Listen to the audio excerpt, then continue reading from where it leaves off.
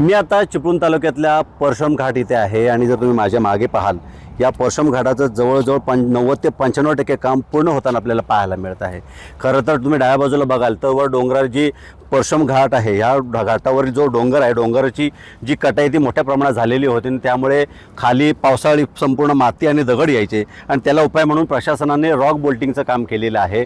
म्हणजे लोखंडीच्या जाळ्या आहेत त्या मारलेल्या आहेत। त्याचबरोबर इथे एक मोठं दुकान होतं ते या परशम घाटाचं, ते म्हणजे हे जे या साईडला जे उतार आहे हा डोंगर आहे आणि उताराची जी माती आहे किंवा दगड आहेत ते सर्व खालील जे पेडे गाव आहे तिथे जायचे आणि मग फार मोठं नुकसान व्हायचं। त्याच्यावर प्रशासनाने एक नवीन कमिटी नेमलेली होती आणि त्यामुळे या कमिटीने एक उपाययोजना केली होती, गॅबियन वॉल बांधण्याचं काम केलेलं होतं।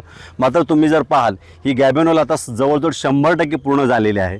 मात्र या गॅबियन वॉलच्या खालच्या बाजूची जी माती आहे ती आता हळूहळू ढासळायला लागलेली आहे। खरं तर पाऊस चालवून 4 ते 5 दिवस झालेले आहेत आणि ही जर परिस्थिती असेल तर भविष्यामध्ये अजून जवळजवळ 2 ते 2.5 किंवा 3 महिने तरी अजून पाऊस पडणार आहे। याचा अर्थ आपण लावू शकतो की 2.5 महिन्यामध्ये या गॅबियन वॉलची काय परिस्थिती असणार आहे। खरं तर प्रशासनाने याची पूर्वतयारी केली पाहिजे, कारण ही जी माती आहे ती हळूहळू खाली वाहत गेलेली आहे आणि जर पाऊस मुसळधार पडला आणि खूप मोठं संकट येऊ शकतं अशी परिस्थिती निर्माण झालेली आहे।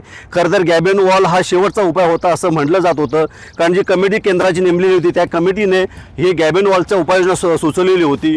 खरं तर ही गॅबियन वॉल आता सक्सेस होण्याच्या मार्गावर आहे। मात्र या गॅबियन वॉलच्या खालच्या बाजूची माती आहे ती या 4 ते 5 दिवसाच्या पावसाने जर वाहून जात असेल तर मग पुढे काय होईल हा अंदाजच आपण लावलेला बरा।